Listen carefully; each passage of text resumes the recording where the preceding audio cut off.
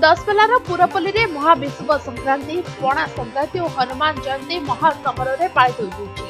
अवसर में समस्त मंदिर में भीड़ जमी बेले महिला माने निज घर सम्मुखें सूर्यदेव को पणा दे पूजा अर्चना करते। चलित वर्षर दंड उत्सव शेष उत्सव दिन होइथिबारु विभिन्न मां दंडकारी पीछे निआरे दंड उपासनाधारी माने झामुचला देखा बहु लोकों जनसमागम होता।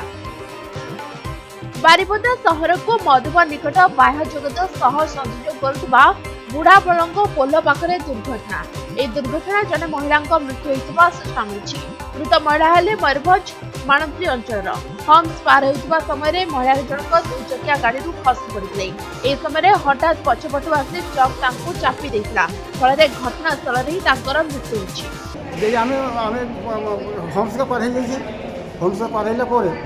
सी तार पछवाड़ तार आगे आगे गला सी तार डाहान को बुले देला पछटा या पड़ेगा बड़े पकईदेला आम पूरा साइड पूरा ये पड़गले मैंने मुरुम रास्ता। दशपल्लार अग्रणी संगठन गठन परिवार और सामाजिक संगठन माटीर स्वप्न पक्षर विप्लवी गोविंद चंद्र मिश्र 58तम जन्मजयंती पालित होती। गठन परिवार पक्षर स्थानीय गांधी मैदान अनुष्ठित होता यह कार्यक्रम। शिक्षक लक्ष्मीधर दास द्वारा रचित पुस्तक को अतिथि मैंने उन्मोचन करते। सामाजिक संगठन माटीर स्वर पक्षर विप्लवी गोविंद चंद्र मिश्र जन्म जयंती पालित होती।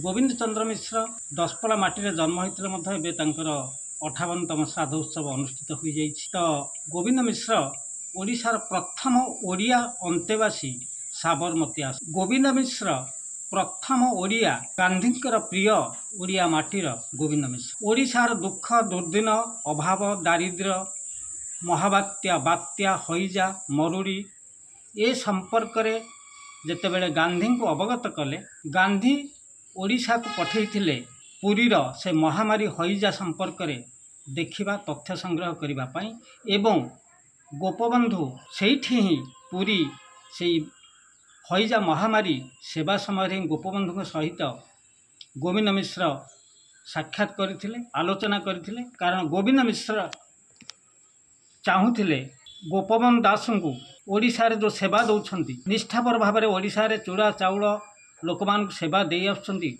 ओडिशार काम करि आसुचंती। तेणु गोपबंधु को जदि गांधी सहित परिचय करा जाए ताहले ओडिशा रे अनेक काम हो पारिबो एवं गांधी गोपबंधु मिसिकरी ओडिशा पई किछि करि पारिबे। गोविंद मिश्र केवल ओडिशार नुहति समग्र भारत वर्षर जड़े प्रख्यात स्वाधीनता संग्रामी।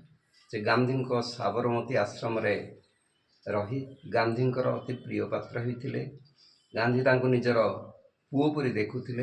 गांधी सेवारे से निजर समग्र जीवन खटई देइछन्ते। विशेषकर ओडिशा पई तांकर जो अवदान ताहा अतुलनीय।